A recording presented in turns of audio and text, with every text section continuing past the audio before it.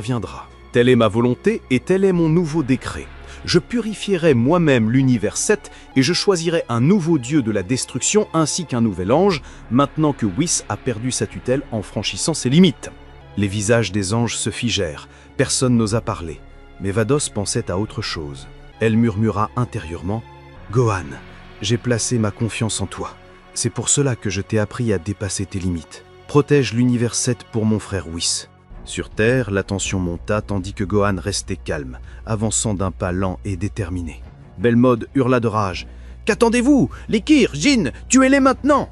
Les deux dieux s'élancèrent à une vitesse fulgurante, frappant Gohan simultanément de part et d'autre. Mais Gohan leva les mains au même instant, intercepta leurs coups et immobilisa leurs poings comme si le temps s'était arrêté. « Je ne vous ferai plus de cadeaux !» lança-t-il avec assurance.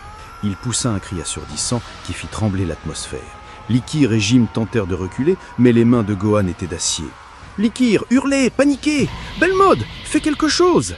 Mais Belmod n'eut pas le temps d'agir. L'instant suivant, une explosion titanesque éclata entre les mains de Gohan. Une spirale de lumière et d'énergie les engloutit. Quand elle se dissipa, les deux dieux avaient disparu. Les amis, observant de loin, n'en croyaient pas leurs yeux. Belmod, lui, sentit une paire qu'il n'avait jamais connue depuis qu'il était devenu dieu de la destruction. Alors Gohan pointa un doigt vers lui et tana. « C'est toi ma cible maintenant !»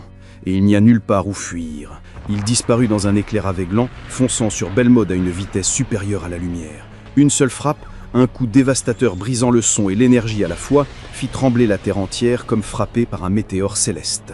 Belmod tomba dans les bras de Gohan impuissant. Ce dernier le saisit par la gorge, le souleva comme un vulgaire insecte puis le frappa violemment. D'une voix grave et pleine de mépris, Gohan dit « C'est donc ça, le soi-disant dieu de la destruction. » Il l'humiliait devant tous. Et tous ceux présents paralysés n'en revenaient pas. C'était Gohan, celui qu'ils avaient autrefois connu. Mais plus rien en lui ne ressemblait à l'homme qu'il avait été. À cet instant, Champa observait la scène. Dès qu'il vit ce qui se passait, un souvenir refit surface. Il serra les dents et dit d'une voix tremblante « Impossible, pas encore. Ce garçon, il reproduit l'histoire. C'est exactement ce qui est arrivé à Berous. » Belmod respirait avec difficulté. Il leva la tête, ses yeux tremblants de rage et de honte.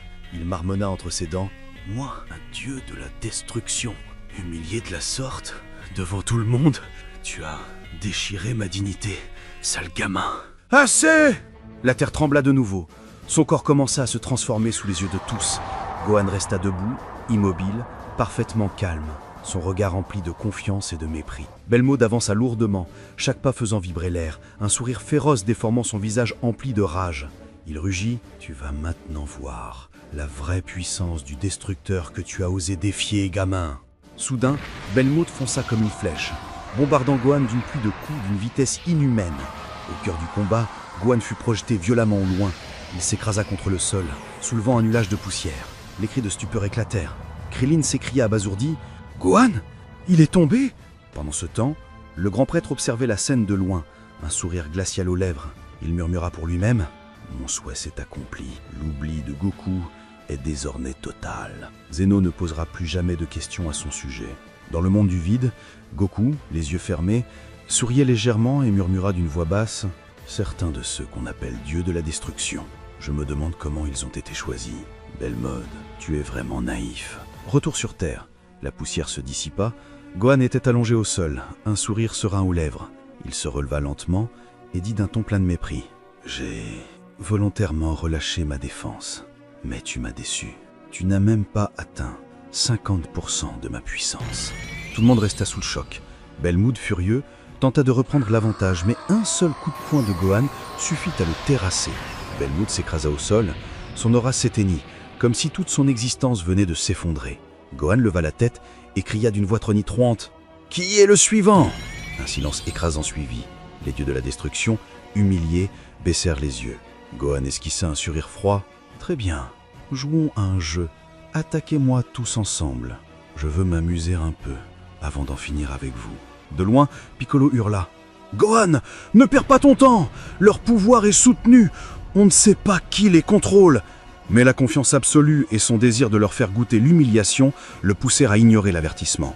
Soudain, Belmod fonça derrière lui à une vitesse meurtrière. Il l'enveloppa d'un aura étrange, presque magique. Gohan tenta de se libérer, mais en vain. Belmood éclata d'un rire démentiel. As-tu oublié qui je suis?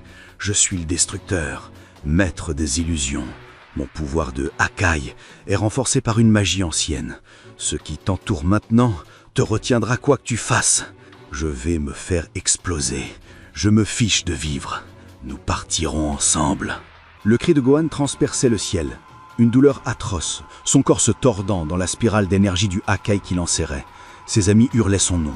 Krillin frappait désespérément le bouclier d'énergie. « C'est quoi cette barrière maudite? Je n'arrive pas à la percer !» Piccolo furieux ajouta « C'est la même barrière que tout à l'heure. Mais qui l'a créée cette fois ?» Videl pleurait, et Pan criait « Papa va mourir si on ne fait rien !» Mais personne ne pouvait intervenir.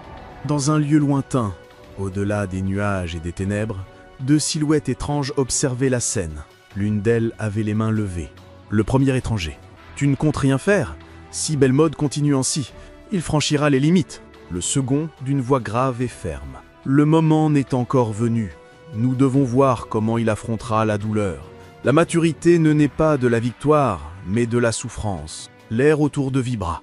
Leurs yeux brillaient comme s'ils savaient bien plus que ce qu'ils laissaient paraître. Dans le monde du vide, une femme mystérieuse observait Goku, les yeux remplis d'inquiétude.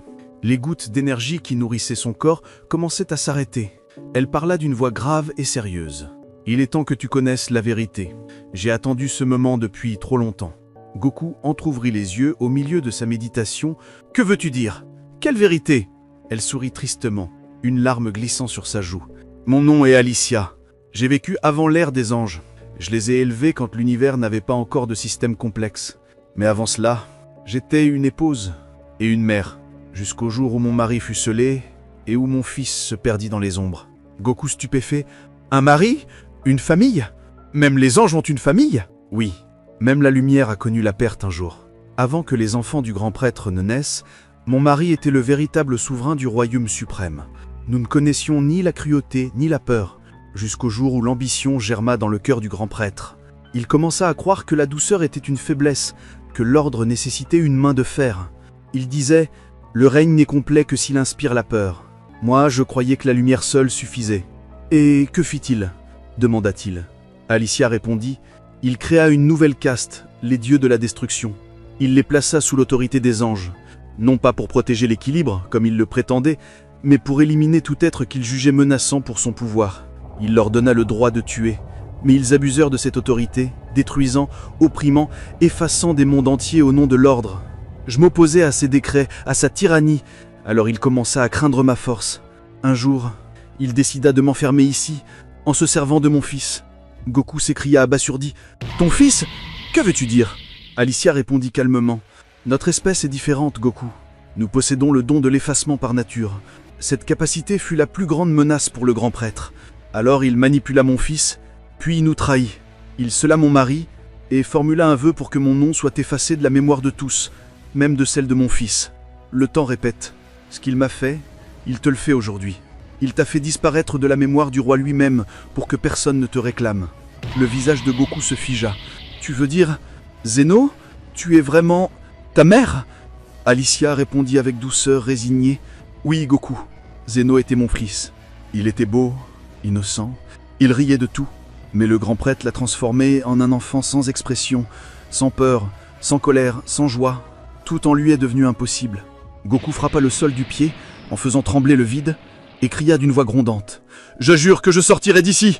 Je te ramènerai et je rétablirai tout comme avant. » Alicia lui sourit doucement. « Non, Goku, cette fois je ne t'accompagnerai pas. » Goku bouleversé. « Que veux-tu dire? Ne me dis pas que tu... » La lumière commença à se concentrer autour d'elle, éclatante, semblable à une aurore dévorant les ténèbres. Elle dit paisiblement « La fin approche. Il ne reste que les dernières touches. Toute ma puissance va passer en toi. Je t'observais tout ce temps.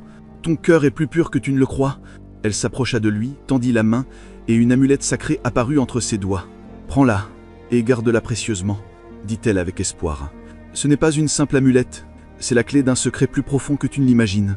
Tu comprendras sa signification quand le moment viendra. » Goku la saisit avec précaution, les yeux embués de Tarn, sans vraiment comprendre. Sur Terre, dans l'arène du combat, l'explosion de Belmod retentit. Personne n'intervint.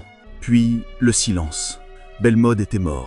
Mais Gohan, lui, restait debout, chancelant, son énergie à bout. Pagne hurla d'une voix qui brisait les cœurs. « Papa !» Les larmes coulaient sur les joues de Videl, tandis que la désolation s'étendait autour d'eux. Gohan leva les yeux vers eux, les larmes mêlées au blanc, et murmura avec un sourire douloureux. « Je ne vous inquiétez pas. Quoi qu'il arrive, je tiendrai ma promesse envers mon père. » Il se releva avec difficulté, puis hurla du plus profond de son être, un cri qui fit vibrer tout autour. « Attaquez tous! Même dans mes moments les plus faibles, je ne reculerai pas! Je me battrai pour tenir la promesse de mon père !» Au loin, les deux étrangers observaient